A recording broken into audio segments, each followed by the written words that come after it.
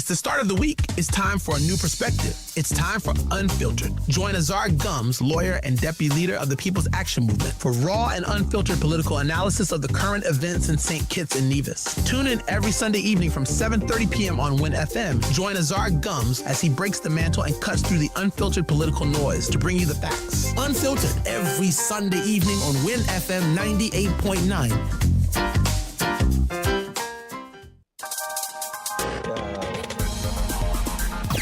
Different. We're 98.9. 98.9. Win FM. We're different. We're 98.9. 98.9. Win FM. Maybe it's the way the brilliant gold liquid reflects our sunshine, or how the bright blue of its label mirrors the clear Caribbean skies overhead. Maybe it's the fresh, crisp taste of this beastly cold beer on a scorching hot day. Maybe it's even the way it brings us all together.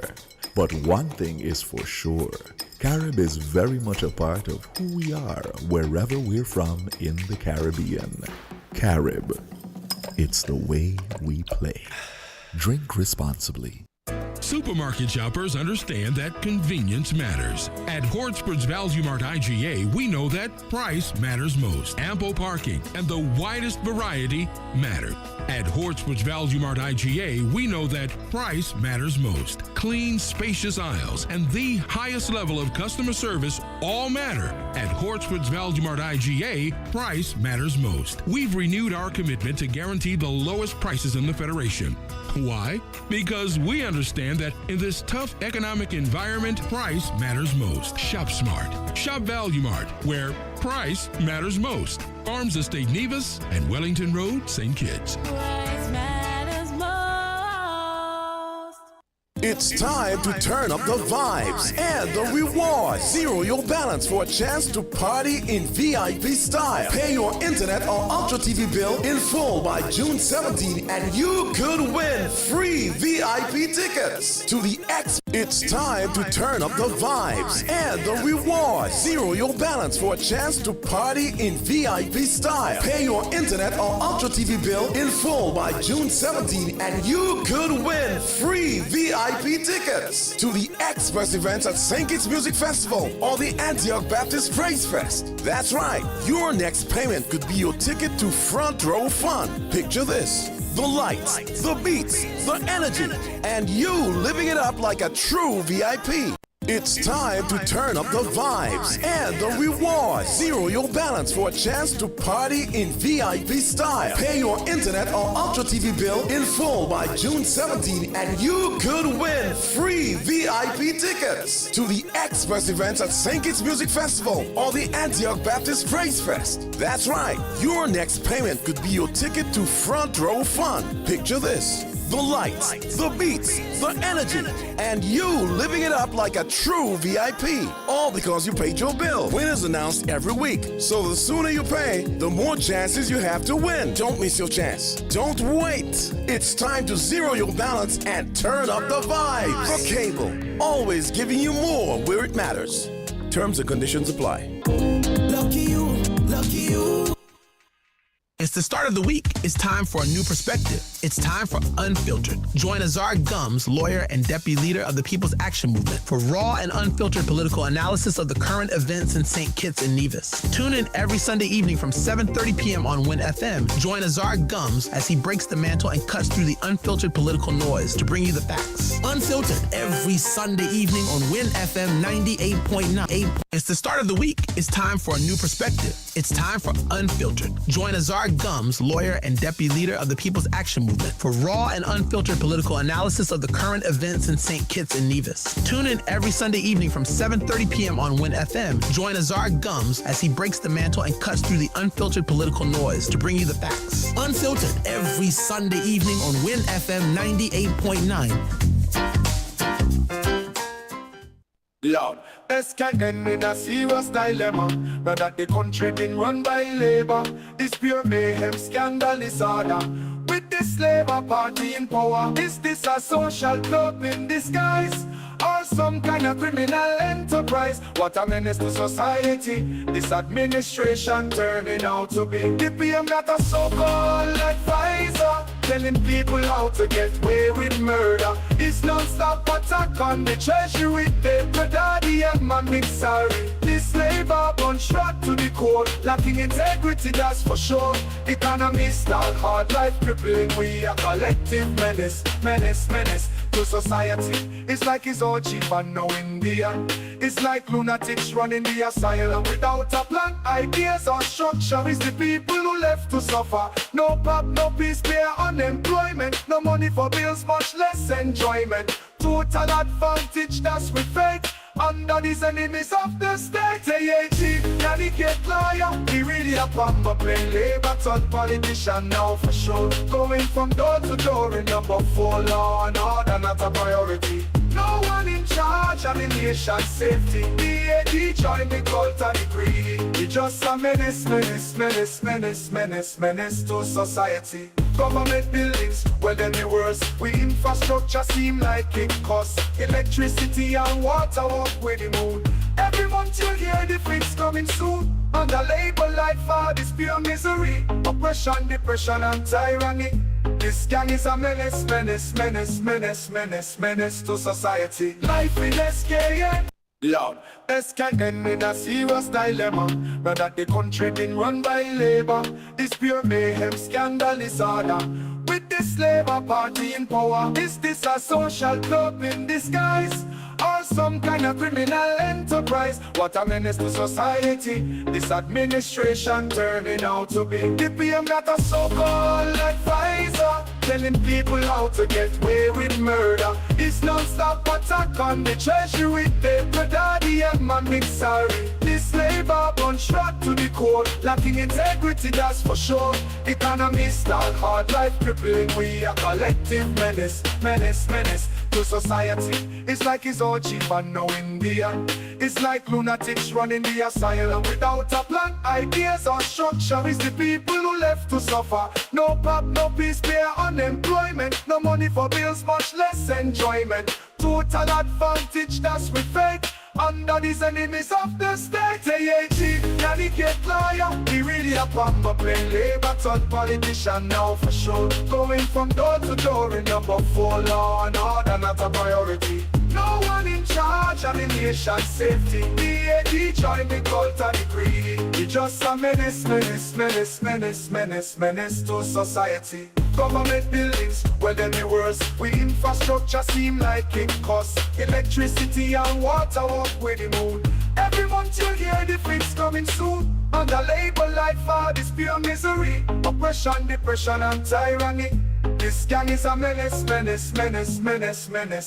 to society. Life in SKN, this ain't no joke. Like the whole country going up in smoke. While Mr. Smiley and 10 money one busy fighting, jockeying for position. Lord have mercy upon all of we with this menace to society.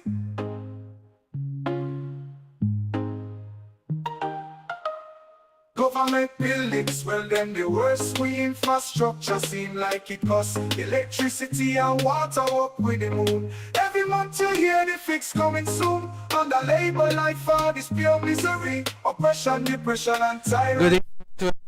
Good evening. I am your host, Azard Gumbs, Deputy Political Leader of the People's Action Movement, candidate for the People's Action Movement in constituency number 4, and attorney at law. Good evening again. Unfiltered, the pattern of silence, spin, and scrabble. Saint Kitts and Nevis, I want to welcome you to another episode of Unfiltered, where we connect the dots, cut through the fog, and hold the powerful to account. Tonight isn't just about one issue.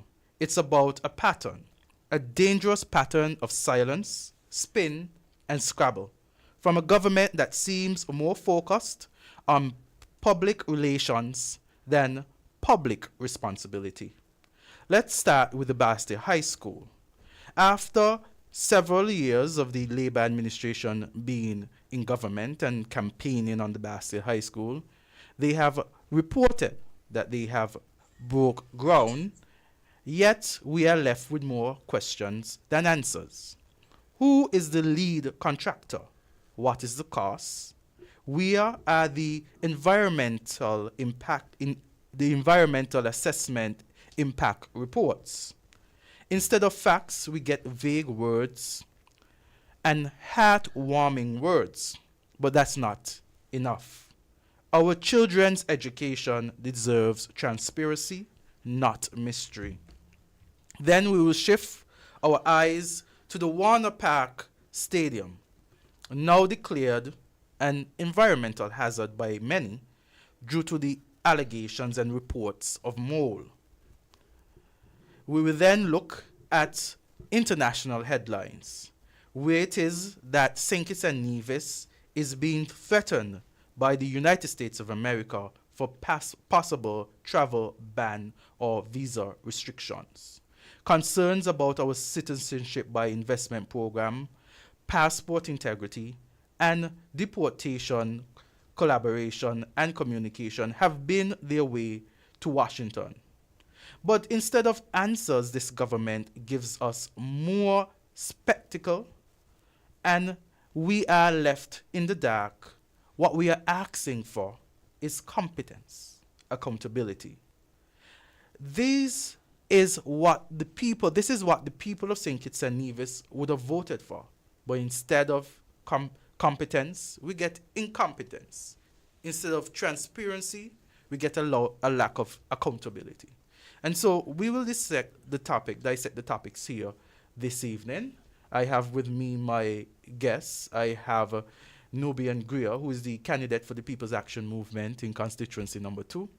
I have Troy Flanders, who is the former candidate for the People's Action Movement in the 2022 general election for constituency number 6. And I also have with us Kyle Flanders. Kyle has a background when it comes to agriculture, having worked in the Ministry of Agriculture up to the post of Assistant Secretary. Welcome, gentlemen. Good night. Yes, so we're here on Unfiltered, and it's more questions than answers. We have a Labour administration that continue to fool the people of St. Kitts and Nevis. We look at the Bastia High School. And the Bastia High School, we had Dr. Jeffrey Hanley, the Deputy Prime Minister of St. Kitts and Nevis, Minister of Education.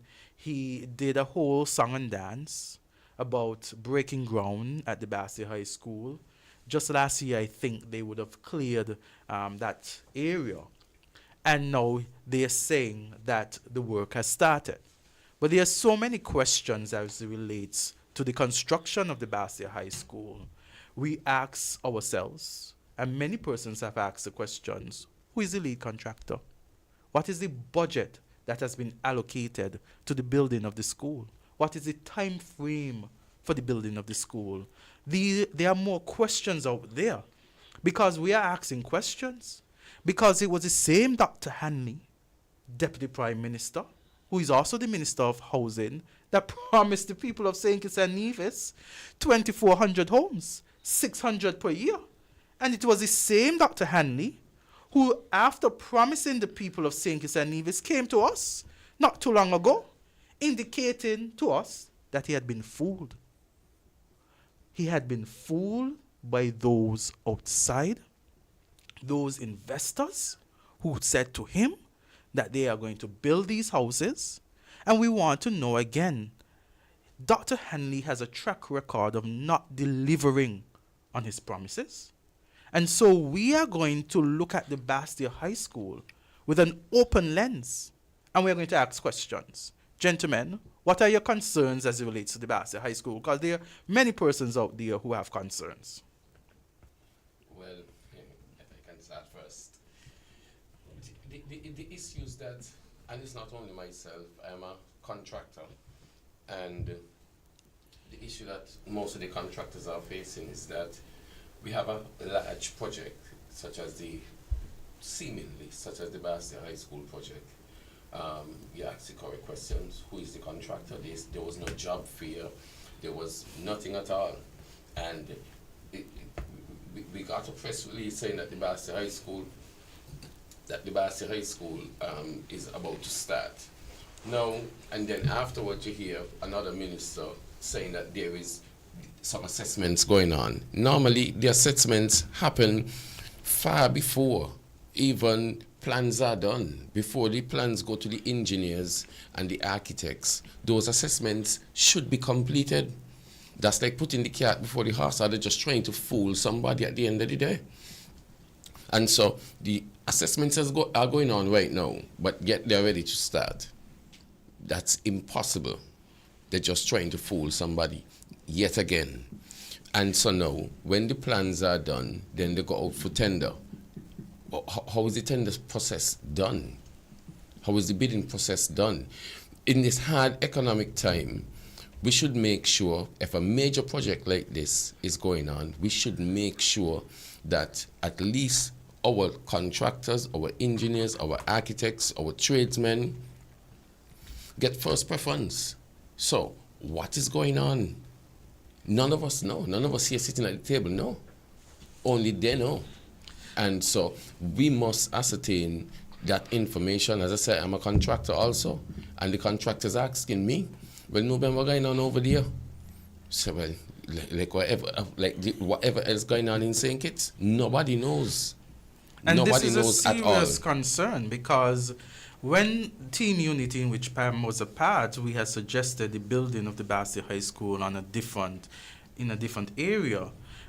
We would have provided at the time an environmental assessment report. There were concerns about the high school being built on the aquifer. And the same concerns that they had in terms of the location, the suitability of the locations, are the same concerns we have now on the opposite side when it comes to the Bastia High School. We provided a number of reports that would have assured the people of St. Kitts and Nevis that the location, the new location, would have been fit for purpose. We have a government who is building this in Bastia High School, and we've heard the reports. We've heard Carleen Henry Morton on numerous occasions come on radio and talk about the experience of the students there at the Bastia High School, of her experience as a principal at the Bastia High School, at that same location. But nothing has been done. Has there been some sort of testing of the soil? Has there been some sort of environmental assessment to say whether or not the concerns that persons had before were remedied? My thing when it comes to Bastia High School is this. I really understand politicians who lack vision. They have no foresight. And Jeffrey Hanley strikes me as one of those politicians with a severe lack of vision. Because Team Unity already established, okay, we're going to move from there. Bastia High was established a long time ago, before developments took place around Bastia, around town. If you go to Victoria and there, left traffic and done, could you imagine what would happen when a school goes there? Back in the day, some person trying to, plant the tree, got the trees to the side, cut the whole sidewalk. You got a chance to start over, start fresh.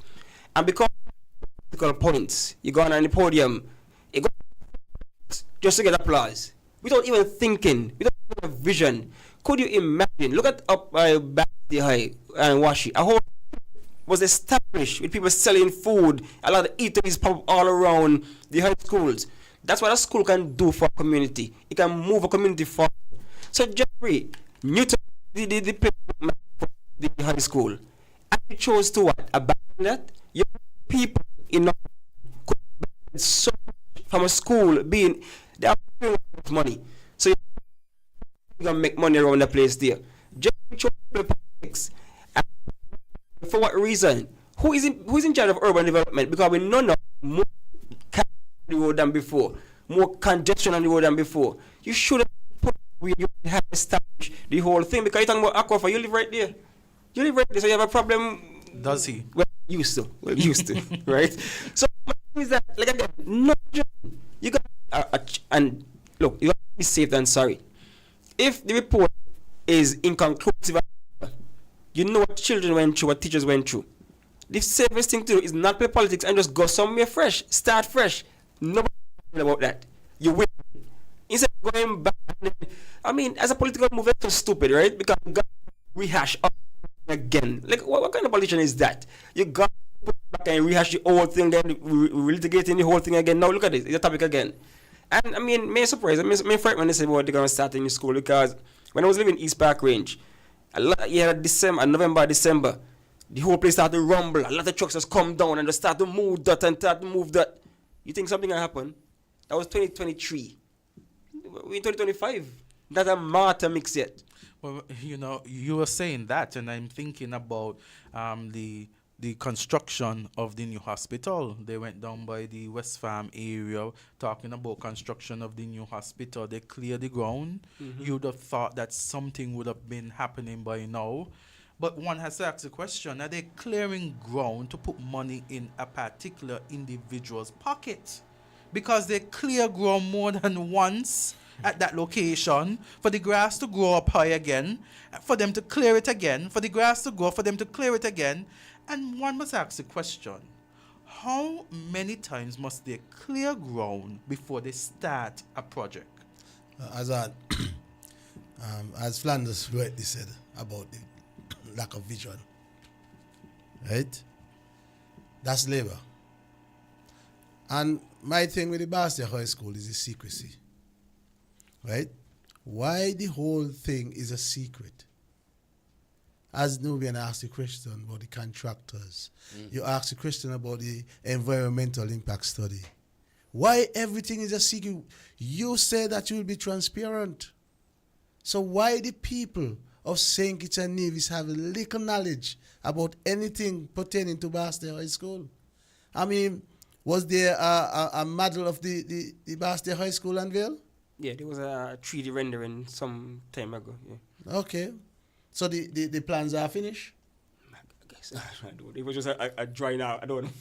You can't secrecy. I don't know. I mean, if there's a contractor, what process they use to choose the contractor? The tendering process. You must have a transparent tendering process. But you got a act, I think is you call it a procurement act. Procurement act, right? Yeah. So you're saying that they're probably in violation of that act? We don't know. So the whole thing.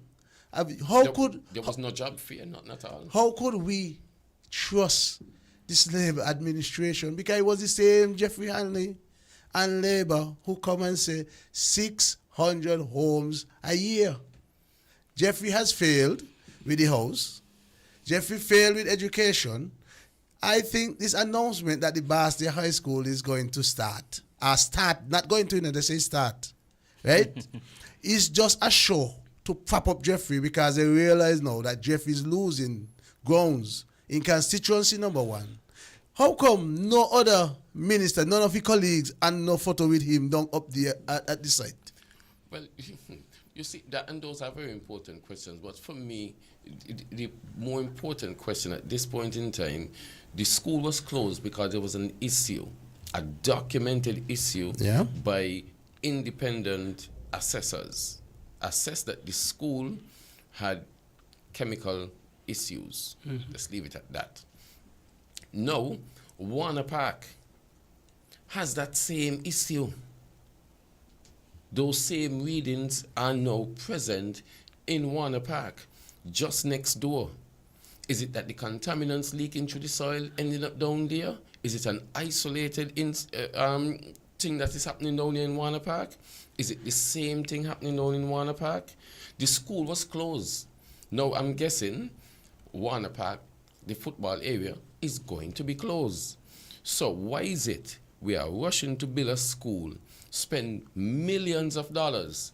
Let's say it does happen and they have the monies and they have the contractors and they follow all the proper protocols and procedures. Let us say they start. Could you imagine, after investing so much millions of dollars, the same issue, you have to close down and abandon it because the contaminants are still there. They did some digging out. Have we tested afterwards? Do we need to wait a while and check back and see what are the results? It's like if you have an ulcer, they come and they do whatever. Then they wait until, let's say, 2 months after and check again and say, well, okay, then you're all clear. Let's say you have a cancer. They cut it out and they gotta wait and see. If it spread somewhere else, have it metastasized and gone somewhere else? And we need to check, instead of giving you the thumbs up and the all clear, yeah, everything is good. You don't do that. That is irresponsible. That is being irresponsible with taxpayers' money. So when you don't spend hundreds of millions of dollars to build a school because of political reason, as Troy said, and then now, after that, you got to abandon it again because, well, yeah, we got wrong information. The football area in Warner Park is contaminated. The reports came out last week. The government have it. What does that mean for the patrons who can be using the football area, the park, for music festival? What does it mean? I don't know. I'm not a scientist. I'm an engineer. But if contaminants leaking from the Bastia High School down into the park, then what about Epworth School that is close by? What about the residents that live on the upper side? What about those on East Park Range? You know, and them is things that we have to consider because it took years of percolation to get to that point. We have it gone. The aquifer is right there too. The Bastia Valley aquifer is right there too. Yeah, that's part of it. The Bastia. So are we compounding a problem? We are here to serve. The government is here to serve the people's best interests at the end of the day. And they are not. They are failing miserably. And these are the questions we have to ask. Is it that the football area in the park on the report it said you could get respiratory disorder, up to heart attack and all kind of different things on the report. The report is public. I got a report of it. When you go into the park for Music Fest and use the football area in the park, would you come out under distress? And you just go to a little party and see Vibes Cartel? That is why you don't want to do things out of desperation. Exactly. This reeks of desperation from Jeffrey's point of view. Because you're failing in so many areas. So you want to win, but don't pay people life like that. This is generations' lives you're playing with. We know there was an issue. Whether you come on one side or the other, the best thing to do is be safe than sorry. Okay, so we're getting a phone call. Caller, you're live on Unfiltered. Caller. Good night, Brother Azard. Good night, Nubian. Right, good night. Evening. And, the other gentleman, I always have a difficulty remembering his name. Azard, I'm going to chime in on the conversation right now. Yes. First of all, far too long. From one government to the next government. Too much politics are playing with people's lives. Everything is all about the people. Everything has been done for the people, or for us, or we. And it's not everything administration will be able to complete or cite during their tenure. Sometimes they drag their feet, sometimes they play politics, and sometimes they thief the damn money and slow process. Okay? And to hear one criticize the next, we all should be in damage control. You know? What that government not do, the next one do. If there is something discovered, or if he ain't done right, break it down and start it over or improve it. But the problem with Census and Nevis is politics. They hold up things. Okay? Everything has to be all about them and me, and they're trying to get credit. Credit is due to the people. Okay? So when one gonna blame one, it's fallen all of us. It's not just one. We just got to move forward and do things what is right and what is deemed and proper. Okay? We got to stop this politics business. Okay? And do the due diligence. Okay? Now, you said, I heard, I think it was Nubian. Correct me if I'm wrong, spoke about the contamination from the Bastia coming down to the park. Right. Now, what really was the origination of this contamination that's spreading? Wasn't it there a long time, or was the Bastia to begin was a landfill and they used contaminated soil or whatever to have that spreading? Okay? And in the long run, if it's spread and if it's contaminated, yes, it's going to affect people. But what is the damage control? We should be giving suggestions. It doesn't matter who government ruling. We should help them because remember, every 5 years we have election. Okay? And if they're not doing good, they vote them out. If they're doing good, they keep them. Well, welcome. But right now, welcome. You talk about giving this government suggestions, but you wouldn't. No. Listen what I'm trying to say. Mm-hmm. I am not saying you must deliberately give them suggestions because they're not listening. But just say that they're not listening to anyone. They're not listening to persons who are among them, persons who supported them. In fact, you see a number of their advisors speaking out against them because when they speak to them in private, they're not listening. But don't even go further. If Joe was listening to Douglas, we would not have been here. Well, hear this now. Because we have some prima donnas. We have some dictators. It's only about me. It's only about me and me getting the credit. At the end of the day, when we all gone, let's say when death comes, okay, which is no respect of man, which is a process. What are we going to do? Take credit for our grave? Or we got to help each other regardless of what? Help your enemy. Okay? But if they not listen, if they can't hear, they ask. And that's plain and blunt. But we should lift up the country and stop the politics. I'm going to step right there and leave for other people. But I mean business, I'm a doer. I'm a go-getter. Okay? All I need to do is help. I didn't come to America because I run. I come here for a reason. I am one of those sleepers that come out of St. Kitts because I couldn't take the bullshit that's going on there. Now I'm ready to come back with my contribution on what governance I can give. Okay, welcome. I know you're passionate, but we are mindful of the language that is being used. Let's be mindful of the language that is being used. Azard, let me make a correction right here. Yes. Okay? When I use words that you all think are derogatory, it is a conjunction. And a conjunction joins two words together or a sentence. Okay? But we are two, how shall I say? A bad word is something when you speak bad of people. But when you use a word that is said to be like a derogatory, you don't know the meaning. Because I speak from full power and meaningful. This is no baby bottom I'm wiping. This is big grown man who should be understand and learn to listen and take a page from here and see what is good and make a final conclusion. We understand your frustration because we are living here in St. Kitts and Nevis and we have to suffer. We've been suffering from the labor pains. In fact, it's the people. Don't think the people in the diaspora now suffer. We all suffer. It is us. That's where we come from. Okay? I didn't throw a stone behind my back, so I have to say we because I am coming back home. America doesn't belong to me. Yes. Okay? I come here for a purpose, and I'm coming back home for a purpose for fulfillment and manifestation. Thank you for joining in the fight with us. The fight for transparency, the fight for accountability, the fight for better governance. Thank you for joining in the fight. Yes, sir. I always a fighter, and I'm not going to stop fight until things get right and for the betterment moving forward for all of us. Thank you, Azard. Thank you so much. Thank you for your call.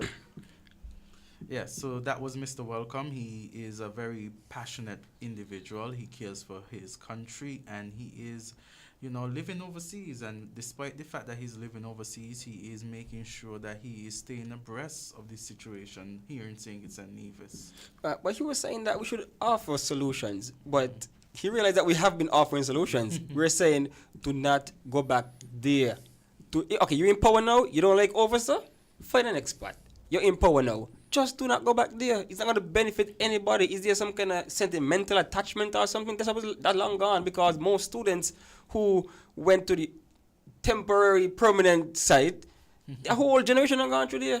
So they only know Bastia as the one up there. So there's no connection anymore to that part down there. So start fresh just to not risk anybody's lives. And as Newben said, it's an investment. You're going to put millions in a maybe almost kind of thing. Like, what happens in the future? You have to break it back down and abandon it again? An ex-white elephant? Nah, man. You could just easily use that for parking or something, generate jobs, something like that. Right? But look, look at the effects of that, because now they closed the site. They could have extended the time and probably allow people to park there. Now they have to park all the way down on Port Zante to walk all the way up the street. Is there a security risk in walking that far with all the money in your pocket to go up there go spend? Is there security risk walking back down? Clearly, there is no communication among these members in cabinet. Didn't you went to some meeting by yourself or something? I think it was Kristoff. When you went to negotiate something by yourself, I think I called and asked him and he couldn't even answer. So something going on in there. Clearly, these cabinet ministers are not on the same page for many of the things that, happening. They're not on the same page, and the people we're seeing it. But that's why you see the Minister of Public Works up there. You see the picture of the Minister of Public Works up there? Because if there was a report that came out that the site is contaminated, where is the report at this point in time that should be published to say the site is safe? All clear. You get clearance. That's what you need.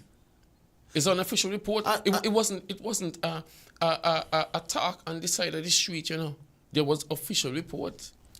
There were protests. Carleen Henry Morton and her people at the school protested what was going on.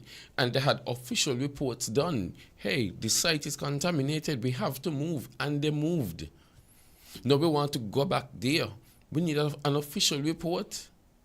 And a lot of times this happens because the children ain't going in the school. So they ain't really got care.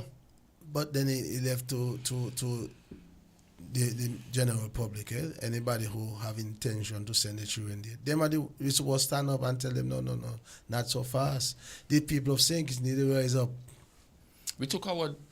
Rise up and tell them, no, not so fast. Because you could imagine that I send my child there and he gets sick. What's going to happen? Nothing, like every time. I'm going to blame myself because I could have stopped it. Yes.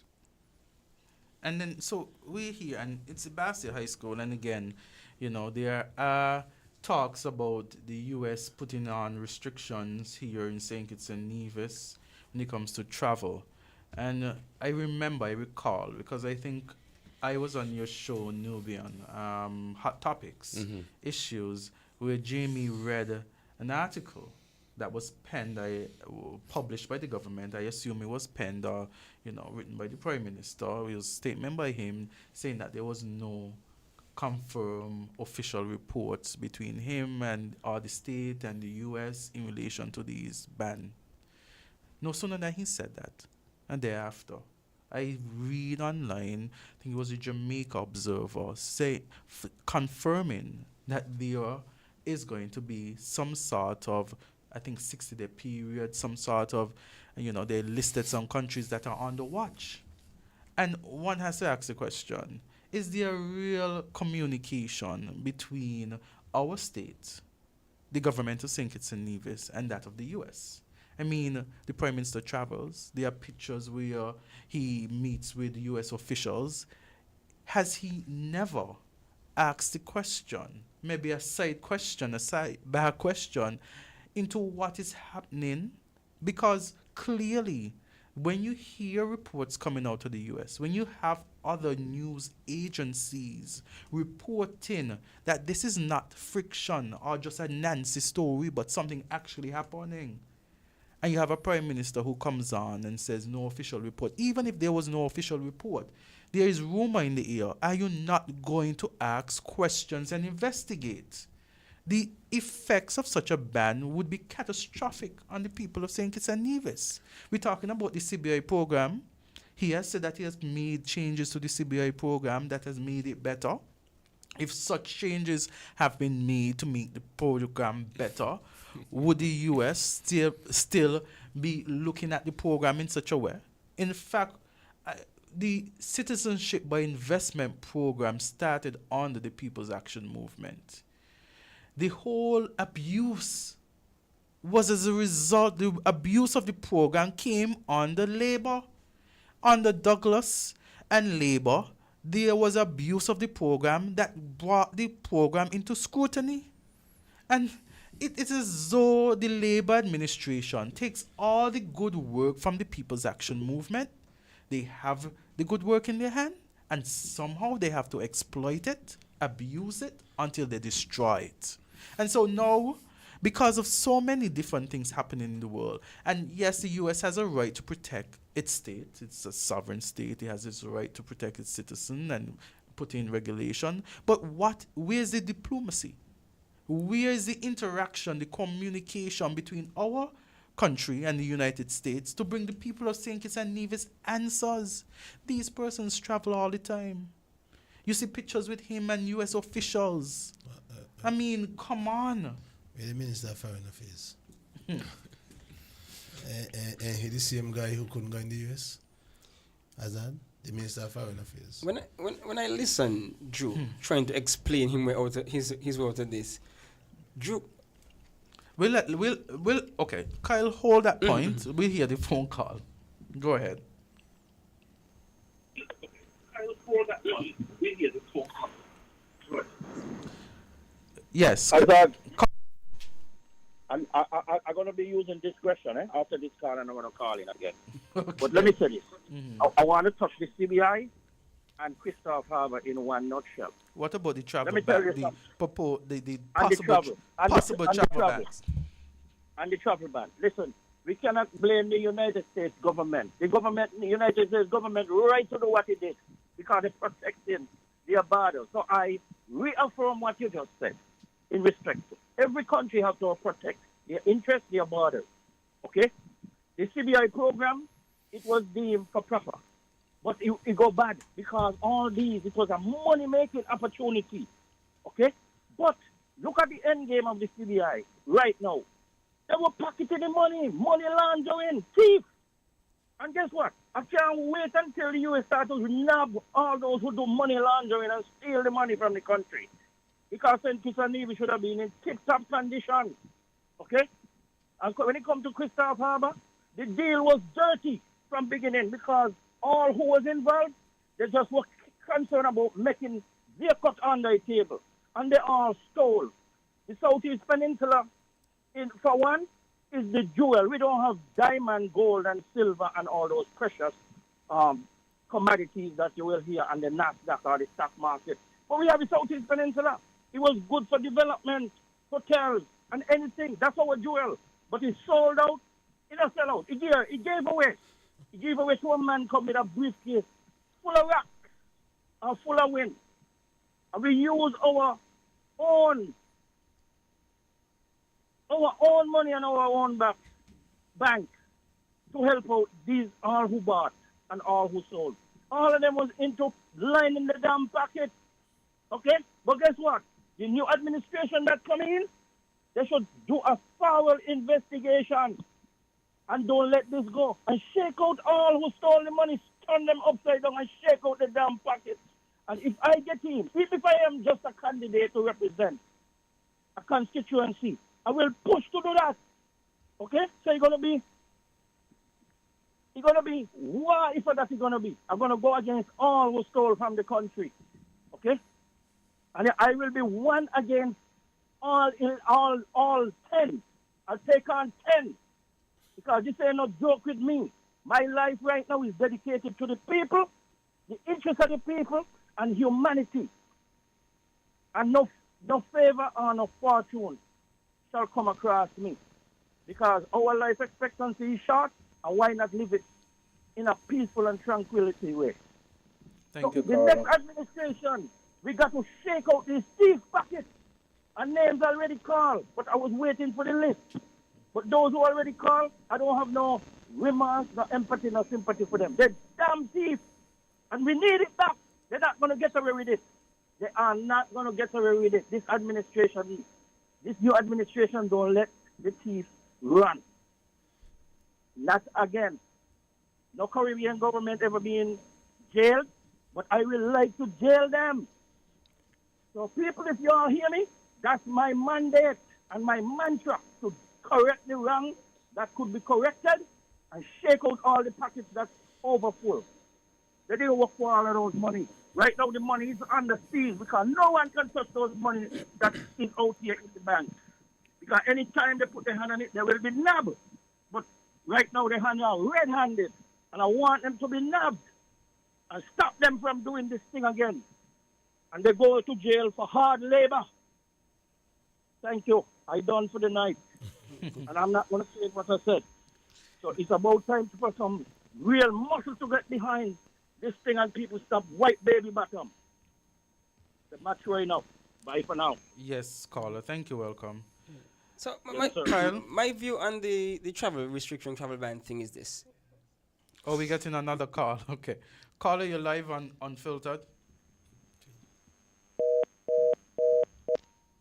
Caller? Yeah, hello? Yes. Yeah, how you doing, Azard, man? How you guys doing tonight, man? I'm good, Burl. How are you doing? Yeah, pretty good, man. You got the whole crew with you tonight, man? What you say, Burl? Man, you got the whole crew with you tonight? Yes.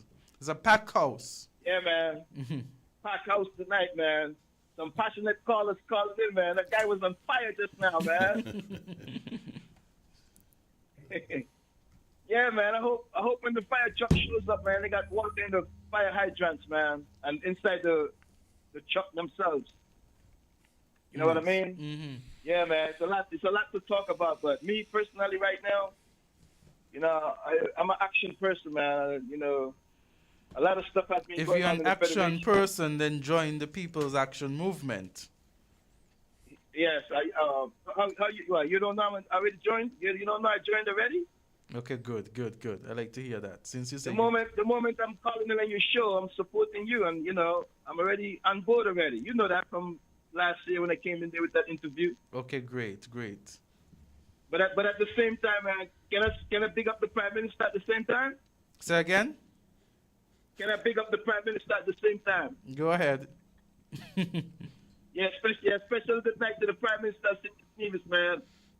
You know, I wanna tell him to keep doing what he's doing. He's doing a great job, and you know all the good that you're doing. You know, the good need to get recognized. You know, politics is a rough game, Azard. Don't Yes, take it it is. lightly, man. All right? Yes, Don't it take is. it lightly. Just make sure you got on your helmet We- and your we football shoulder pads. We have another call, Burl. Yeah. Maybe you with me or you want to knock me off? No, Burl. let's get the other caller. I know you can get in easily. Yeah. Okay. Yes, I'm gonna call back now. No Okay. problem. Good evening. Oh, we lost that caller. Okay. Okay. What I was saying is that Yes. is that when it comes to the travel ban and the travel restriction thing, for me, this is why you need a leader that you have confidence in. Because when you hear Drew speak about it, he sounds so naive and gullible. Like you gotta understand the Trump administration by now. You gotta understand that you can't just take things at face value. I mean, persons apply for visa all the time. You want to tell me you don't have any data as to how many went, how many were approved, and to see if there's some kind of correlation, something going on. Like, you have to do the due diligence. You have to do the actual work. Don't just take things at face value. Who you think you're dealing with? Donald Trump you're dealing with. And so, I am so worried. I'm concerned that he is the leader in this kind of time that we are living in. Because I don't think he can get us through all of these difficulties that is coming our way. I understand everybody has to protect the border and things like that, so I can't fault them. There's a thing with larger countries, and when small countries rising up, things happen. Because the reality is that our CBI program was just, hitting on all cylinders, and then persons feel as though, well, it's a little too easy for people to get passports and that kind of stuff. So things happening. I understand that. What now? What are we going to do next then? The CBI is floundering. What are we going to do next? He's talking about diversifying and all kind of thing, and yet you're not seeing anything put in place to show that if the CBI is not to come back to where it was before, what are we going to do next? He's talking about some kind of sustainable state solution, and what does that mean? Nonsense. What does that mean for the people? Hold on there. When you look at it, right, under Kennedy Simmons, our country never got into scrutiny with any other country out there. As soon as Labour took over, we had visa-free access to Canada. That was taken away. Unity came in and tried to mend a lot of those broken relationships caused under the Douglas administration. Labour take over again, and we under the microscope again. So when you ask what they're going to do next, you think what they're going to do next is what will happen next as a result of these guys being in power. Mm-hmm. We can only be able to catch Bosco Sandy Point and back because for me, at a point in time, Nevis can want to do the one thing because we can't control the business. We are incompetent. We cannot deal with our international friends. And they can always have us under a microscope. Because like Azard said, he keep talking about they have showed up the CBI program, showed it up. What have you been doing? Because it's still getting the same scrutiny. Still getting the same. The thing about it, Kyle, if God forbid there is, we have another caller. Caller, you're live on Unfiltered. Go ahead. Yeah, Azard, I'm back on, man. Good evening to you guys again. Yes, bro. Mm-hmm. Okay, let me get straight to it. The proposed travel ban. You know what I just found out this evening? What's that? Hold on there, Ball. I just hear you bigging up the Prime Minister. Which Prime Minister are you bigging up? You're saying he's doing a good job, because as far as I see, he's not doing a good job at all. Yeah, well, that's why debate is good. Okay. But anyway, I'm gonna pick you up too, Nubia. Don't worry. I'm picking you up, and I'm picking up the crew, all for you all. Okay, Burl, you big up the Prime Minister, right? Yeah, but I could pick up anybody I wanted tonight. No. You said he's doing a good job. It's your opinion. I can't fight you on your opinion, right? That's your opinion.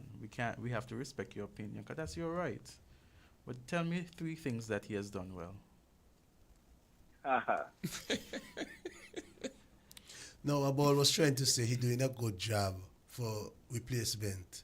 But what he doing, he make it easier for Pam to win the election. Oh, okay. That's where Ball was going with the conversation. But you should have said that. That's where you I were want to hear going. the 3 for 3. I want to hear the 3 good things. That's where you were going. Good night, Ball. Yeah, good night, man. Nubia, man. Yeah, man. But yes. Guess what, Nubia? You and Azad so far. I'm digging you all up, Just know that because of the fact that you all make it into the ring before me. Yes. And the proposed travel ban, right? Mm-hmm. What I just found out tonight, Azad, is Grenada, right, has a special, some type of treaty with the United States, right? And it was probably signed off in 1986 after the invasion down there. Mm. And our ambassadors, they should know about that treaty. It gives Grenada some type of special preference in terms of applying for visas to come to the United States. And they actually, I heard that they actually get a special visa when they apply. I don't see why St. Kitts and Nevis or the 4 countries in the Caribbean couldn't have such a treaty, if that's true. The geopolitics in the world is changing, and we got to change with it in the Caribbean as well. Under the Trump administration, we see how much havoc this guy is reaping on the world, man. And, locally in St. Kitts and Nevis, we need politicians with integrity, man. What we are discovering now after 40, 41, 42 years since the inception of that CBI program, this stuff is so appalling, man. Very appalling. And I'm going to give you all some encouragement. Do not go inside there and do what these other politicians did. All of these prior politicians that was inside in Parliament and who has taken the helm, they don't seem like they want to move away from the status quo. And I'm very much I'm encouraging Nubian and Azard, you guys, when you all get inside there, move away from that status quo. Be different and be better. I want to encourage you all tonight. And with all the money mismanaged through the CBI program, I think it's maybe should be in tip-top shape. No doubt about it. And guess what? We're going to suffer from that mismanagement of that money. You cannot operate. You can't get your paycheck every Friday and operate like a drunken soldier. When you go to the strip joint and spend all the money at the strip joint and you don't take care of your rent and your kids, them and your family, what do you think gonna happen before you get that next paycheck? You'll be out in the street begging. The Kristoff Harbor deal went wrong from get-go. And all of the players who were involved with that from the beginning, they knew what these deals was all about. They knew that. And to hear certain details about some of those deals, like for one instance, they're going to own 12 miles of seawater from the shoreline. The deal is bigger than the law in St. Kitts and Nevis. Big up the Aspire program. The Aspire program with the Prime Minister talking about, those kids should have had some shares in that Kristoff Harbor. And I'll leave it there for now, Azard, man. You guys have a good night. Thank you People so much, think bro. Got to wake up, man. Thanks a lot, man. You guys have a good night. Burl, I think Burl, when he talked about the special arrangement with Grenada, he's talking about the E2 investor visa treaty for those persons who want to read up more about it. Go ahead, Kyle. You were making a point before Burl spoke. Yeah, I think, let me just ask a question here, though. Whatever happened to La Valley? Whatever happened to Kitchen Hill? Whatever happened to, well, Kristoff Harbor now? You realize there's a trend. All these so-called mega projects that Labour, whether it's Douglas Labour or Drew Labour, choose to invest in, they become nothing. Yes. They become nothing. They always just go and you have white elephants and nothing. Ramada down there in saying nothing. Yeah, I think what was the horse track? Was it under them too? The horse track down. Yeah, it was under them. Just nothing. People don't understand, you know. Labour people, Labour government, Labour government. They might be able to come up with a lot of slogans and those things to try to, you know, entice people and those kind of things. But when it comes to actual governance and substance, there's nothing. They lack substance. There is no vision. There's nothing. No mega project. They have. Look, like you asked, bro, 3 good things the PM do. I would love for somebody to call in and list 3 programs that the PM implemented. Programs or policies that they've implemented that have moved our people upwards. He mentioned the Aspire program. That just annoys me when I hear about the Aspire program. Because under the hood of it, it is nothing. You're saying... We have a caller. Can you hold it? Caller, you're live.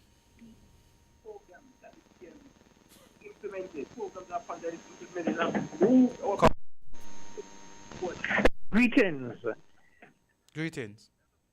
Yes. 3 quick questions. First, did any one of you watch the State Department briefing last week? On the Iran situation? No. Well, not specifically, but a question was asked about the 16 countries that would be on the list.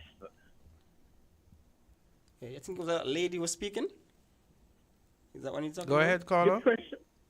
The press secretary, did anyone watch the press briefing last week from the State Department? No. I didn't watch it.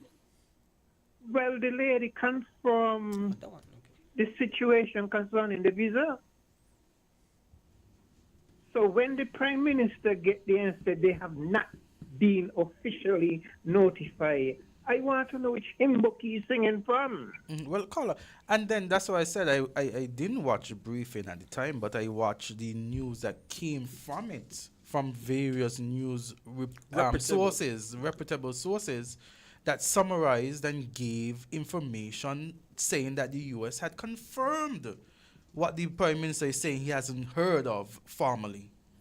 Well, probably he was sent to his office, but because he never in his office, he ain't see it, so you can't really fault him for not seeing it. They live on plane up and down the place, so they send an official letter to your office, and you ain't seen it because you're never there. Well, let me say this. If he's going to wait for an official notice, Trump recently gave Iran 2 weeks, you know. Okay, then. And they got 2 days. But they got 2 days. Exactly. About 2 weeks. The last thing, and then I'm going. Now, Azard, this is a legal question.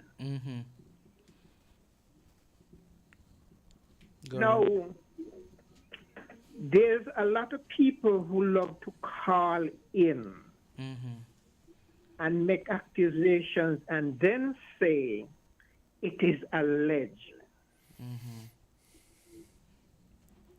As an attorney, can that work in court? And before you answer, let me say this. The way I interpret it, if you can't prove it, do not say it. How you stand? I would say when it comes to defamation and defamation claims, to always stand on the side of caution. Yeah, I mean, persons use it saying that it is alleged, but when you have to look at the overall context in which that statement is being made. When it comes to defamation and claims of defamation, it's one perhaps that is actuated by malice. And so, yes, you could say allege, and it could safeguard you in some extent, but one would have to look at the context in which you said it. And it's a whole legal, argument behind the whole defamation, because there's a statement that is said that may ridicule that individual, cause persons of right-thinking minds in society to think about that individual less. But as you know, if that statement can be found to be true, then it safeguards you from claims of defamation. I know, again, to answer your question, persons have been using the word it is alleged, but even in statements like that, one has to look at whether or not those statements were actuated by any malice. Okay, and one more thing before I go. Oh Lord, I lose my thought. Okay, thank you. And that's why it's also good to say, in my opinion. But when you say in your opinion, must be supported by facts that you would have garnered. And so it brings a reasonable man to come to that conclusion or to come to that opinion. That's why sometimes when I speak, I said, based on the actions of X, Y, and Z, it is my opinion based on these actions. You understand? So different ways in which you can speak and express yourself. Okay, got you. Yes. All right. No, I think what I was saying is that if you look at all of these mega projects that any labor, one or two, have started, there's nothing today. There's no sustainability in them. There's no legacy in them. Compare that to People's Action Movement, PAM. We are still benefiting from things that were done back in the 80s. Yep. Right? And even under Team Unity, what Team Unity did was build on what was put in place by PAM prior. Look at Port Zante. PAM did Port Zante. What Unity came in and did? A second cruise pier. Look at Old Road infrastructure. Look at the terminal. So the Labour government can show you anything of substance that they have put in place that has moved our people anywhere further. So when they talk, that's why the 2,600 houses, like, we know that's just a phantom way.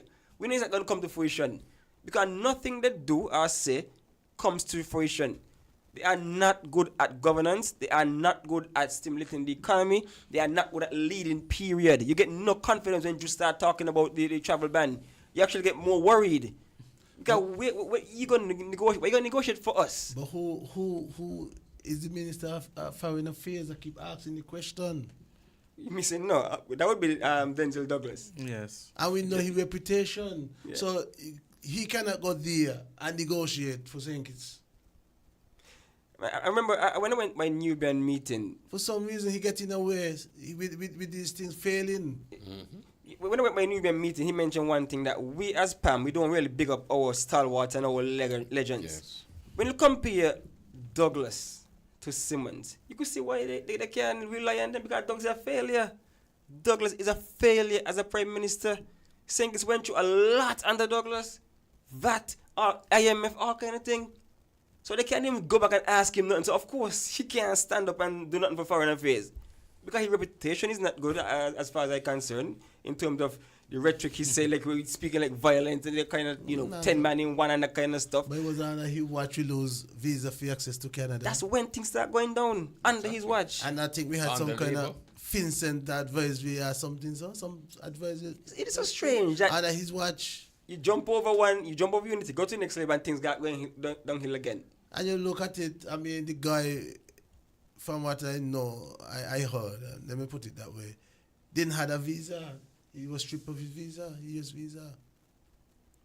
So we could clearly say we're not in good hands with Labour. Imagine you got a minister of foreign affairs who had it difficult to get a US visa. Had difficulty. And the thing about it, the effect of this would be catastrophic. I mean, we look at tourism. Tourism is one of our main industries. And although there won't be bans on persons coming from the US to St. Kitts, it could cause persons to doubt come in. You understand? In terms of if bans are placed, persons might say, well, if bans are placed on that country, maybe it is that I shouldn't visit. And when you look at the CBI, many of our people, well, I want to say the program is strengthened by the fact that those persons who acquire the citizenship could travel to the US easier than they could in the countries of their nationality, the countries of their birth. And so it would be another hit to the CBI, another hit. And the CBI accounts for much of our revenue.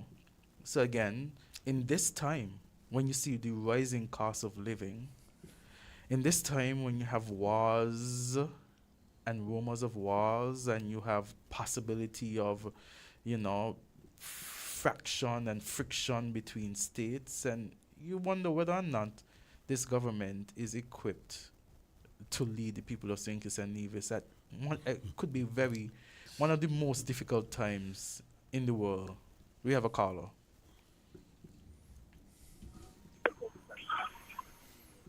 Caller? Yes.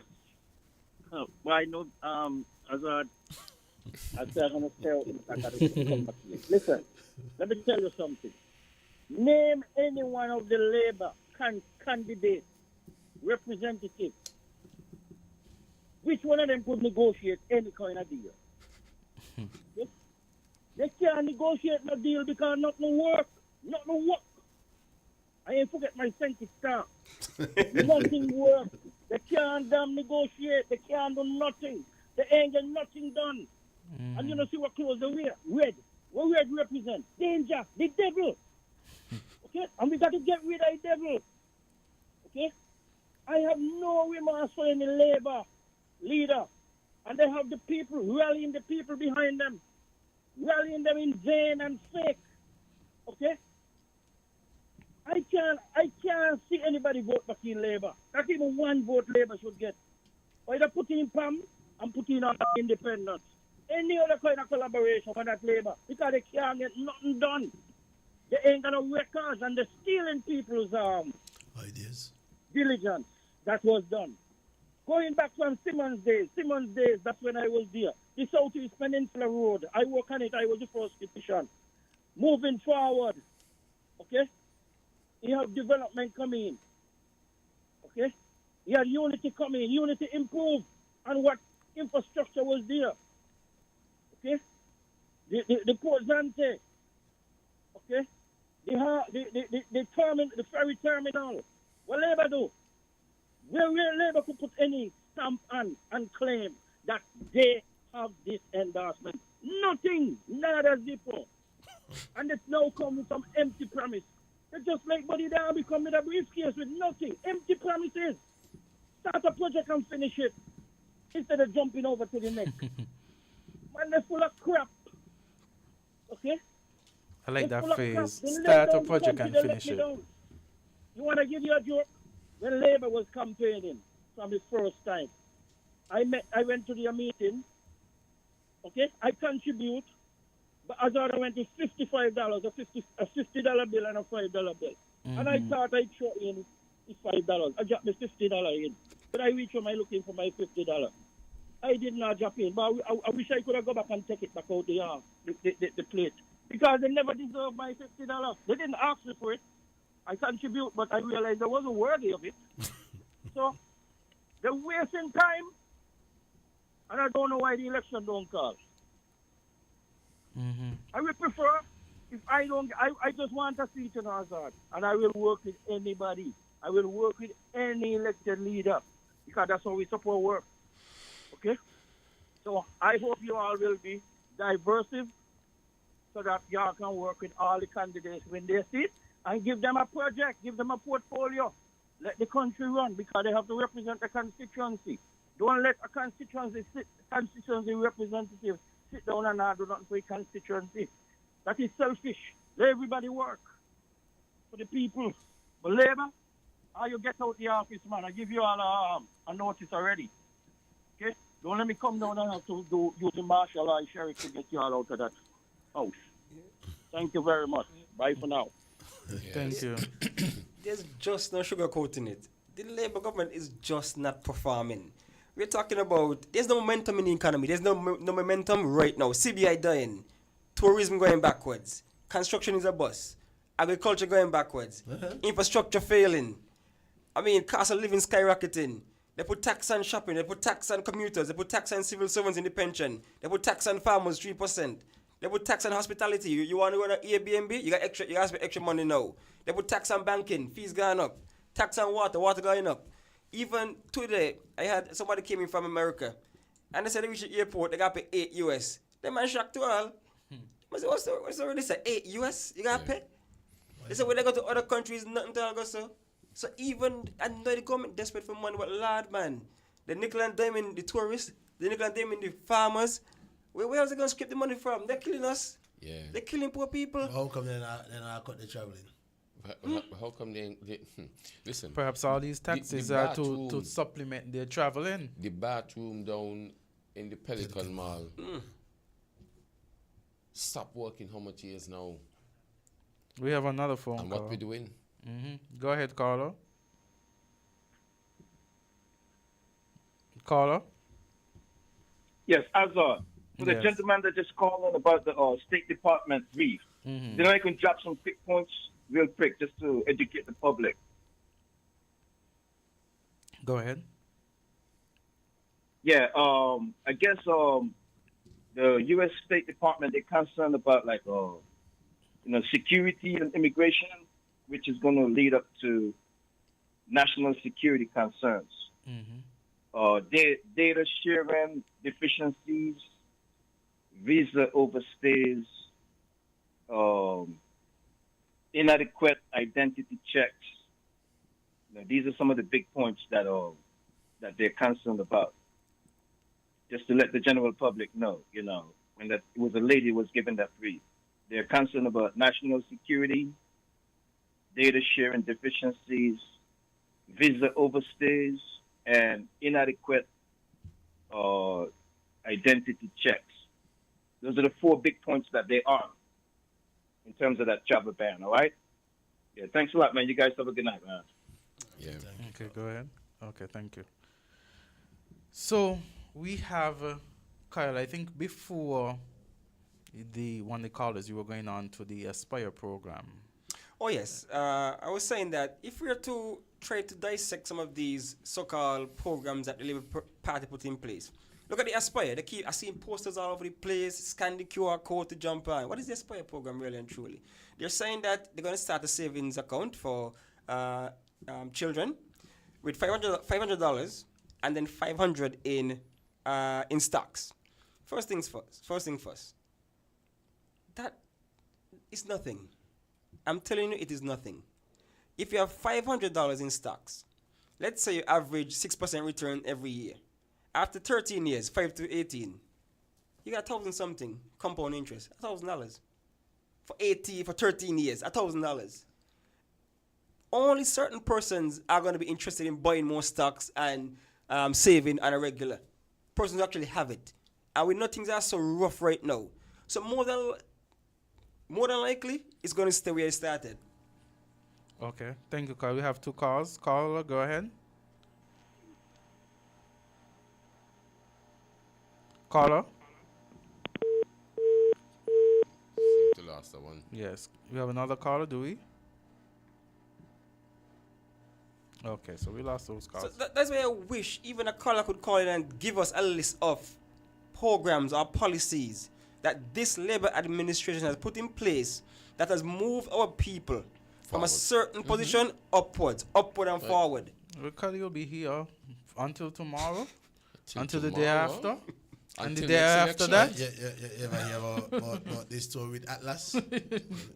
Giant turn to stone. He'll be here forever. But you don't know what happen next month again. We're going to come crashing down because VAT going back up to what? 17 and the BB thing done with. So what going to happen next month? Everything will come crashing back down. So you even had, I mean, look at the war now. Gas prices might go back up again. That might. Will. You will go back up because they bomb Iran and then they're going to block off the streets. Gas prices going up. At cost of all them items that they normally travel that route to get to the US or the Caribbean or wherever, price has gone up because now they got to travel longer distances to reach where they need to get. That's on the base 10% tax tariff that Trump done put into play. And I guess they're going to talk about agriculture now. Feed ourselves, boy. So I'm not surprised to hear them talking about agriculture tomorrow. Again, because like I said, during COVID time, they might run up, had panic meeting. Let's start eating rabbit. Let's start doing this. Let's start doing that. Because they were desperate. But we're going to need pepper, so. So that go. Yes. I mean, we have any callers? Okay. So, you know, under the People's Action Movement, we continue to monitor the lack of performance of this administration. The People's Action Movement has had a number of activities. We've already announced the candidates in myself and Nubian Griot, constituency number 4 and 2 respectively. Just yesterday we had a walkthrough in Half a Tree. It was a good experience, you know, meeting with the people of Half a Tree in that area, shaking hands, having communication, conversation. The political leader was with us. I know around this table, Troy was there, Nubian was there. Troy, Nubian, how was it in constituency number 4, the golden constituency for St. Kitts and Nevis, you know, the number 1 constituency. Azard, you know, what had me excited is the outpouring of love from the people. I mean, Pam was well received in Half a Tree, and I mean, I don't want you I want you to continue doing what you are doing. So I think you're making inroads. And, you know, I look at the political leader and I say, that lady is growing. And you could see a difference shaping up to be the Prime Minister of this country. I could see it. And I watch it while I walk inside and inside. I say, I wonder if Azard going to be deputy. Yes. It was a good experience. Nubian, what about you?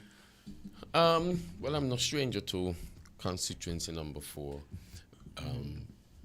This is the first time I have been through on a walkthrough through the constituency, and as the colleague said, the reception, you know, we ended up by an institution there and had some barracuda check, and the community and persons from the community was there and expressing their issues, you know, and people were frank and people was honest.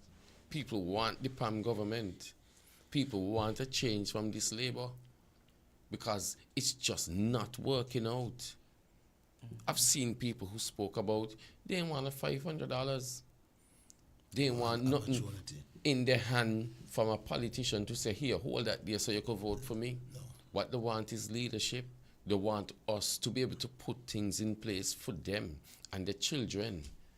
They ask about, well, if we in hurricane season, if hurricane hit again, you are going to help us? This administration is going to help us? You can say, I don't know, because they don't care. And them is the things that people care about. Education, healthcare, the pension, the life, moving forward. Everybody going to reach to the hospital. Is the hospital ready for them? Or they going to go up there and get knocked out? The concern about the children's education. Is our educational system ready for our children? The pension, when people don't work all their life and don't make certain plans so the children could go off to study or to want to pay for the house or whatever, the government forcing down this pension plan down their throat. These are the concerns that people talking about yesterday. And we don't have any answers to address that. But the answer, as you just rightly said, the answer is let us work together to put a PAM administration there and watch us work for you, because it was done in the past. We do things and 20 years later, you're seeing it. So we prepare for the short term, we prepare for the long term, so that we're not only looking out for you now that you're 30. So by the time you're 50, 20 years from now, you could look back and say, "Boy, yeah, that's why I vote PAM." You see what going on? I could now reap the rewards. They want $500. Because trust me, $500 to go and vote, gone done probably the day after. Most people just get under $500 a week, and then the $500 can't carry them till the following week. But you want opportunities. Opportunity. Just earlier this week, I was in West Tech, and a lady said, "Me want nothing, you know. Me want nothing from no politician, because I stop vote. And her plight is that she has a child, and he's very, very, very intelligent. And what she wants is a scholarship for her son to go overseas because she can't afford it. Single parent, 2 children. The child must be 16, 17 years old. And what she's asking for is what we're hired to do. She ain't asking for nothing extraordinary. She ain't asking for nothing in her pocket. She wants an opportunity so her child could go out and have a better life than she have. And that is what you are being paid for on a monthly basis, to provide these opportunities for the people. And it comes like a gift of some sort.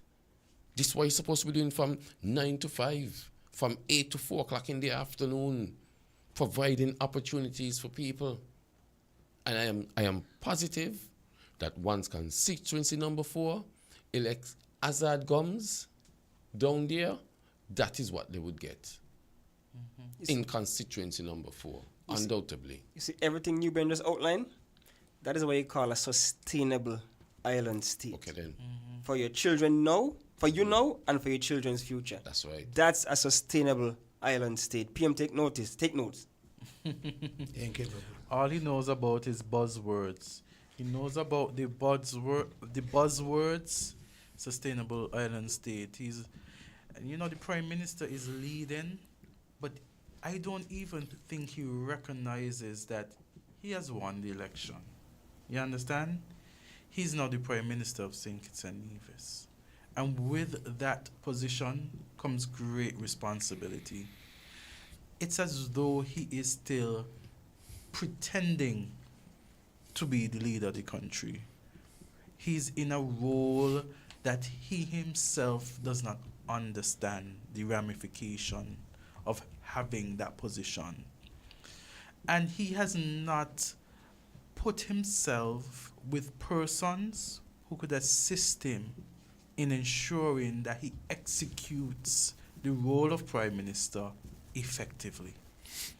And so we have a person in him that has not been doing the work necessary to lead the country.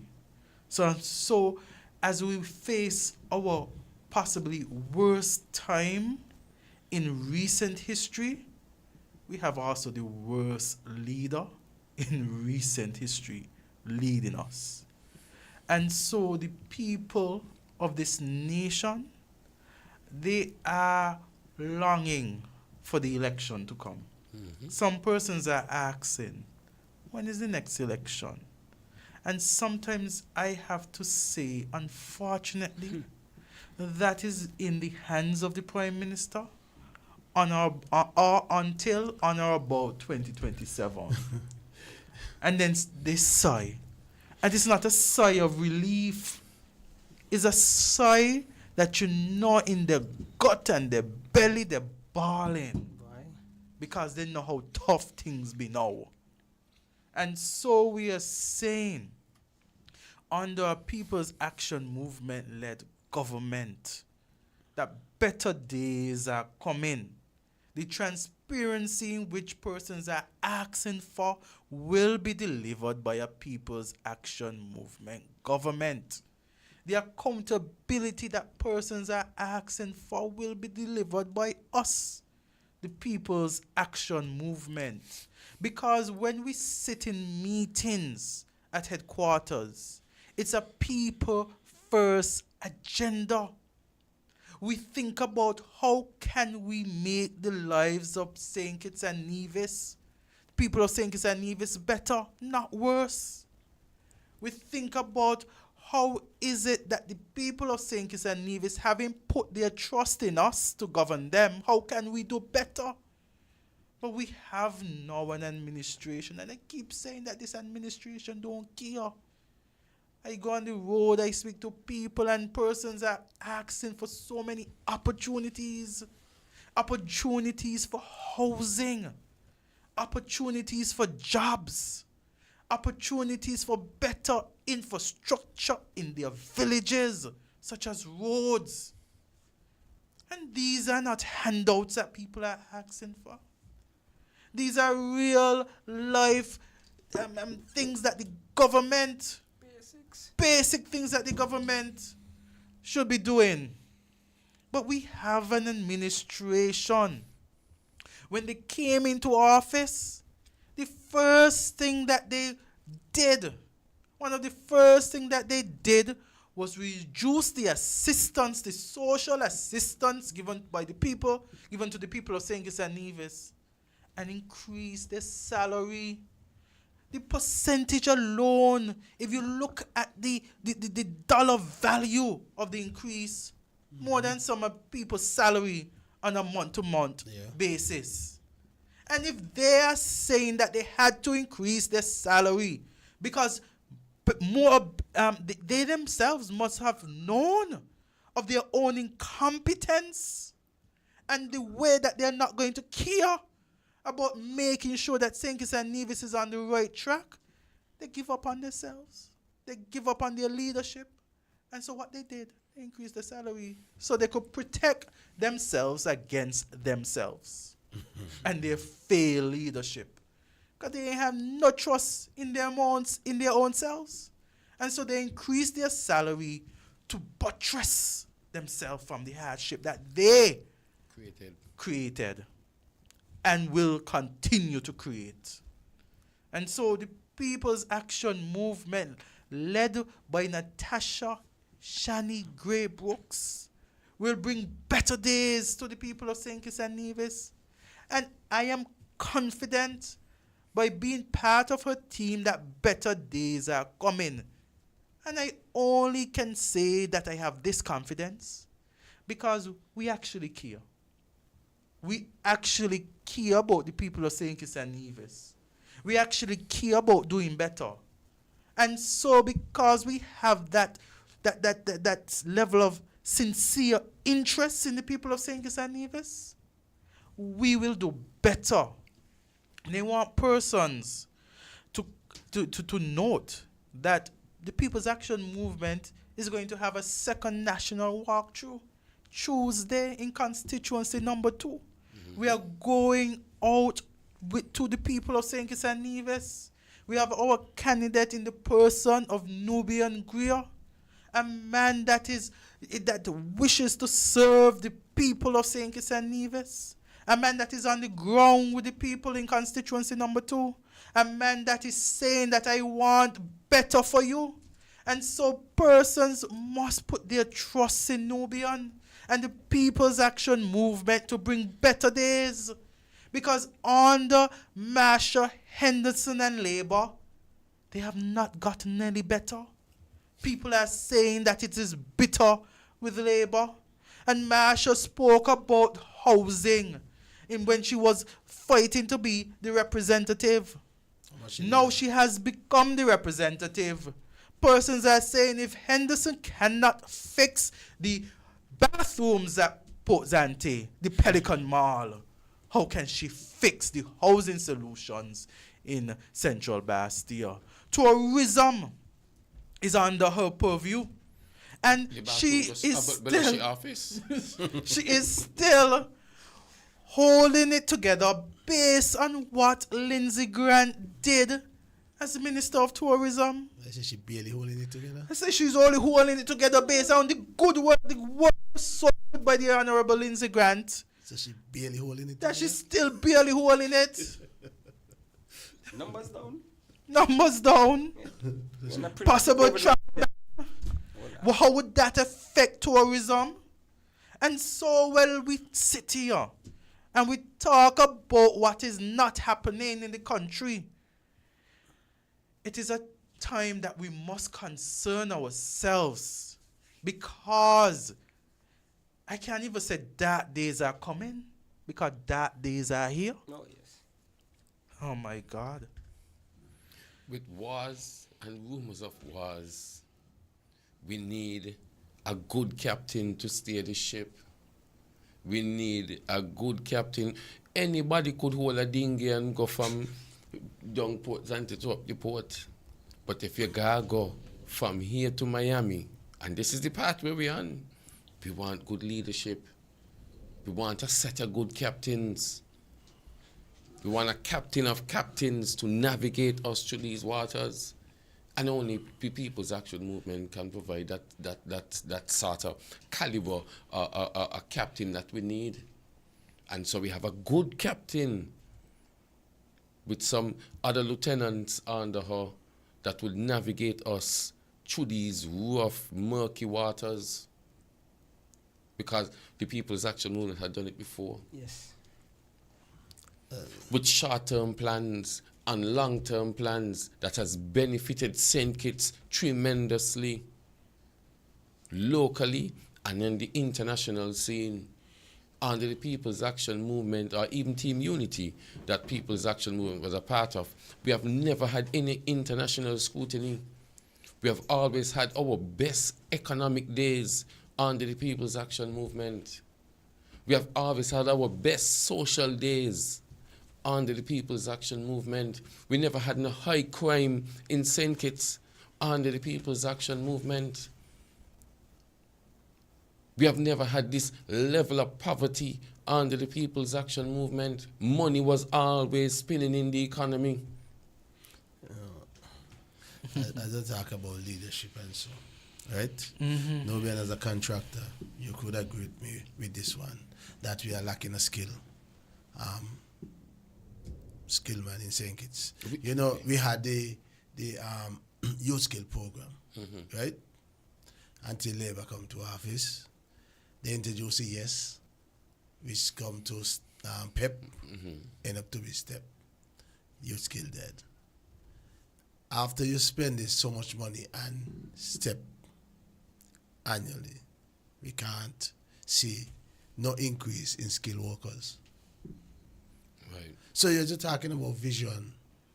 The youth skill program was there attaching you to a job. Right. With a skill. With a skill.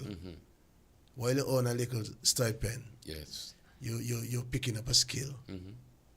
Where are those programs? Dead. And this is where the People's Action come in, with the People's First agenda. We got to put our people back to constituency number 2. Any jobs created under this Labour administration? Do you understand? Yeah. It's a shame. It's a shame because I keep saying I could have go and just sit down home and as an engineer and just take care of my children and take care of my family. But I am not about that. My children still have to come and play with your children. I still have to drive down the street in the same communities and watch my friend them in the community suffer. I still got to go down the garden, buy my football team and watch children down there that ain't got no future, ain't going nowhere fast at all. Putting in a little money there, going and asking for a little sponsorship here, going and do that there, but them is little plasters and a big sore. We need to fix the problem in its entirety. Fix it from the root. Fix it from the root. The housing situation in constituency 2 can't fix if we build 10 low-income houses. No. Can't fix. Yeah. We need a constituency solution. Crime in my constituency can't fix. If you get one man a little job and the next man a little job, that's 2 little plaster and a very big sore foot. It can't fix it. the aimlessness, the joblessness that exists in constituency number 2 can't fix just so. It needs a national project. It needs a constituency look. It needs to get everybody involved to fix these problems. Irish Town School was one of them schools that producing a lot of athletes, a lot of businessmen, a lot of businesswomen. Look at it now. Irish Town School look like what the children, the boys' home down in the country is supposed to look like. Full up of grills and gates, and it looked like a mini prison. Children that can't learn in that kind of environment. It looked like a mini prison. And that is what it is. Because the children them in there, you got to protect them. Why? Because you didn't solve one problem earlier. So it's coming back now, and the only solution is to fence off the school, put up a lot of grills, put up a lot of gates to protect the little children them inside there. Because you failed to fix one problem that created another problem in the constituency. No vision. Yeah. No leadership, no vision, no progress, nothing at all. And as you say, it's heartbreaking. It's heartbreaking to drive through the constituency and see the hopelessness and see where we could have been. And knowing where we need to go. And people go and take these jobs and farm the fool with them that hurt people, create poverty, create struggling families. We gotta do better. But me and Azard, the 4 of us in here, can't do it by ourselves. We cannot do it by ourselves. And so Tuesday, we would start that messaging. We cannot do it by ourselves. It's a numbers game, so we need the votes. Just don't pick up somebody random off the street and say, well, oh, they send this person for me to vote for them. Where were they? Where were they 2 years ago? Where were they 4 years ago? Where were they 5 years ago? 10 years ago? 15 years ago? Where were they 20 years ago? You even knew about them? Who were there? And they come and say, yeah, this person is the best thing for you. And then we did the same thing last election. Oh, this person is the best thing for you. And where they be now? Number change. Hiding up on the place, you're playing hide and seek with the minister of government. You can't see them. They used to come by the shop and lime. They used to meet you down the garden. They used to meet you by your place. They used to call out to you. They used to talk to you. And not only in constituency number 2. And St. Kitts in a whole. Yeah, I could talk about 6, you know. Because, I mean, since re-election to government, I think the representative in number 6 spend more time away. When I say more time, I just mean by a small difference. If he spend out of the 3 years, if he spends 6 months solid in number 6, that's a lot. So we don't know. Look at number 6. Number 6 has benefited zero, nothing, nada from this new Labour administration. You know what we get? We used to get water. Some of the villages used to get water. Now, every single village in the number 6, you start from Harris's to Newton Ground. At 6 o'clock, your water off. Once ago, it used to be maybe a Saddler's problem, St. Paul water. You hear Dip might have water. Now, Harris Ground, Saddler's, Passing Ground, Dip Bay, St. Paul's, Newton Ground. All of them. 6 o'clock, you're not going to water. That's what we get. That's the reward for giving Denzel Douglas 30 plus years of representing this constituency in the number 6. That's the reward for us. I just my last thing for this evening. Now, just what Azard said before about Prime Minister Joe and him pretending to be a leader and a Prime Minister, I believe it might be a little imposter syndrome going on there. I don't think he believed that he's actually Prime Minister. Like, well, I can't believe I reached here. I don't know how to act now. So I think there might be some kind of imposter syndrome going on right there. And last but not least, I just have to say, right, this year, recommended reading. Chapter 65, 66 outlines everything nicely. The legacy of what the party has accomplished right here. And guess what? We still have these people at our disposal. And so therefore, Pam go back in power. When we go back in power, vision again. Yeah. Vision again, because everything in this book is like the chapter entitled People first. Yeah. That's the philosophy of the party. That's it, chapter? You have many of them here. List of accomplishments. Chapter 65, 66. Performance like a highlight reel. 65. Outline all of the major things that Pam accomplished. And it still feel modern today. Chapter 66. Always people first. Chapter 66. Always people first. Recommended reading by every national in St. Kitts. It's in soft copy too, so you get it from Amazon. Yes, indeed. I want to thank all of you for coming here this evening. Well, just before you thank go me, ahead. let me invite constituency number 2 out to our national walkthrough. It's in Pines Garden at 5 o'clock. We'll meet on the double road and we'll have a walkthrough where we'll have conversations with the citizens and residents of constituency number 2 on what we want to do, what we have been doing, and our plans for constituency number 2 for the future. This is not a game. A war started day before yesterday. Wars will continue. Prices will go up. How do we navigate these rough waters? How do we keep our citizens safe? How do we maintain and keep St. Kitts a livable place for the citizens and residents of St. Kitts and Nevis? This ain't it. This government that we have right now is not it. And so in our conversations with the public on Tuesday, we will let the public know what the People's Action Movement have in store, not only for Central Bastia, but St. Kitts on a whole. Yes, thank you. Also, I want to say to those persons, yesterday we had a search in constituency for young Janelica Romney. She is still missing. Her family, her mom, everyone is still in hoping that she will come home. I know that over the last week we had some gun violence in constituency 4, Half-a-Tree. We were in Half-a-Tree yesterday. We spoke to some persons in Half-a-Tree who are concerned, of course, about what is happening. I know in my constituency, just about weeks ago, we lost 2 individuals, 2 females, and almost hours apart.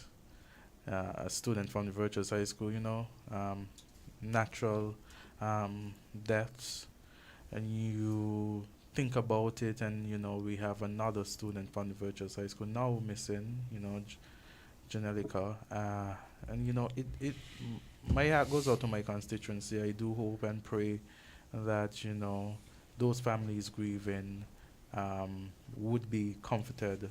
Time goes on. I do hope that God gives them the strength. I've been to a number of funerals for members in my constituency, and some at one point in time I went to about 3 in about a week, and it just reminds me of how life is extremely fragile, and we do have to make the best of every situation that we have while we're living. And I do hope that all of these acts of violence that might be currently in my area, I want to encourage the young people to not to resort to acts of violence. It is never the answer. It's never the answer. And I do hope that the young lady, young student is found in good condition. I know, because the mother and the family, they just want their daughter back home and their family back home, and that's all any family we want. There's some comments that I read, and sometimes I say to myself, regardless of the thoughts that you have, you must be cautious and conscious of what you are saying, because the words that you express, the family sees the words, the mother sees the words, and that individual is already in a very vulnerable position. And so instead of tearing down sometimes, at any time, instead of tearing down, we need to support and lift up, you know. And so I just want to encourage persons to support, lift up, you know, because all we have is each other, and together we can make our communities stronger. So I want to say thank you to everyone who listened this evening, and I do hope that, you know, everyone has a prosperous week and a safe week. Azard, before you take me, I'm going to head out my tournament, the domino tournament, man. Oh yes, there's a domino tournament happening at Gijo's Bay. Continues. You know, last week. I had a good time down there. Yeah, man. last week we had Father's Day event down there. I had a good time. Ras was the DJ. Yeah. Ras turn it up, ain't it, Ras? Yeah, we had a good time. We had a very good time. I mean, I thought Nubian would have gotten the prize for, you know, father with the most children, but I mean, he lost, and he lost. I lost to Troy. I don't think you lost to Troy. Remember, you lost to Norris. Norris has. I think he said he has almost 20, so I don't think. DJs. Yeah, Norris, that's Norris. 25. Yeah, so clearly he was the winner last week, and you know, it was a lot of fun, you know, socializing. You don't have no barracuda though? We didn't have barracuda. We had a chicken, barbecue chicken. We had barbecue pork. We had fish soup. Yes. And we had Tough House Sound as the DJ, you know? Yes, Tough House Sound. And he did a damn good job. He did a good job. Yeah. He did a good job, man. It was good. It was good. I think we left there maybe close to 12. I left before you, so. Yeah, you left before me, you know. The older persons left a little. Yes. I agree with that. Yes. Yes, but it was really good. It was really good. And I want to thank those persons who come out. You know, the competition continues. We're going to take a little break for the music festival time, you know, on the Thursday. But we have games on the Tuesday. Thursday, we're not going to have the games. And then we continue, you know. And we have a very good lineup. We have good energy down there. You know, in constituency 4, the domino competition is one competition. I could assure you we're going to have more activities in the constituency where we bring out people and we do, you know, do what we can to promote community involvement and camaraderie. So again, thank you so much. It's been a good day, you know, and I'm sure that for us it will be a good week, you know. God bless St. Kitts and Nevis, and God bless the People's Action Movement. Thank you. It's the start of the week. It's time for a new perspective. It's time for Unfiltered. Join Azard Gumbs, lawyer and deputy leader of the People's Action Movement, for raw and unfiltered political analysis of the current events in St. Kitts and Nevis. Tune in every Sunday evening from 7:30 p.m. on WinFM. Join Azard Gumbs as he breaks the mantle and cuts through the unfiltered political noise to bring you the facts. Unfiltered every Sunday evening on WinFM 98.9. It's the start of the week. It's time for a new perspective. It's time for Unfiltered. Join Azard Gumbs, lawyer and deputy leader of the... The views and opinions expressed in this program were solely those of the participant or caller and do not reflect the views of WinFM 98.9. WinFM reserves the right to disconnect any caller who infringes the law or offends the right of any person. The station will also refuse to take any call from any person who, in WinFM's considered opinion, is likely to expose the station to liability for statements made on the air. Lord, this can end in a serious dilemma. Now that the country been run by labor, this pure mayhem, scandal, disorder. With this Labour Party in power, is this a social club in disguise? Or some kind of criminal enterprise? What a menace to society this administration turning out to be. The PM got a so-called advisor, telling people how to get away with murder. It's non-stop attack on the treasury with paper daddy and man sorry. This Labour bunch shot to the core, lacking integrity, that's for sure. Economy stalled, hard life crippling, we a collective menace. to society. It's like his own chief and no Indian. It's like lunatics running the asylum without a plan, ideas or structure. It's the people who left to suffer. No pop, no peace, bare unemployment. No money for bills, much less enjoyment. Total advantage, that's we fake. Under these enemies of the state. AAG, delicate lawyer. He really a pamper playing labor, third politician now for sure. Going from door to door in number 4, law and order not a priority. No one in charge of the nation's safety. DAD join the cult and the greedy. He just a menace, menace, menace, menace, menace, menace to society. Government buildings, well then the worst. We infrastructure seem like it costs. Electricity and water up with the moon. Every month you hear the fix coming soon. Under labor life for this pure misery. Oppression, depression and tyranny. This gang is a menace, menace, menace, menace, menace, menace to society. Life in SKN, this ain't no joke. Like the whole country going up in smoke. While Mr. Smiley and 10 money one busy fighting, jockeying for position. Lord have mercy upon all of we with this menace, menace, menace to society.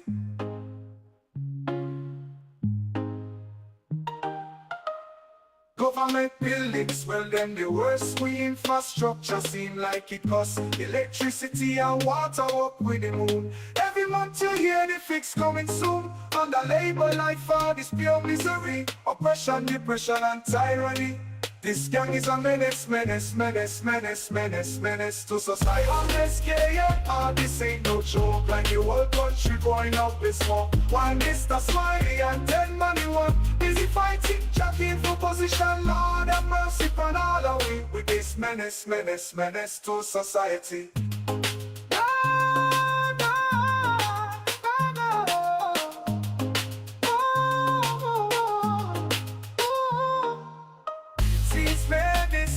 Society, they're my enemies of the state.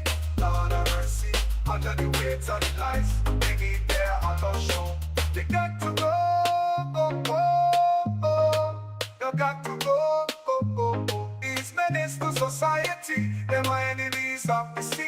It's the start of the week. It's time for a new perspective. It's time for Unfiltered. Join Azard Gumbs, lawyer and deputy leader of the People's Action Movement, for raw and unfiltered political analysis of the current events in St. Kitts and Nevis. Tune in every Sunday evening from 7:30 p.m. on WinFM. Join Azard Gumbs as he breaks the mantle and cuts through the unfiltered political noise to bring you the facts. Unfiltered every Sunday evening on WinFM 98.9.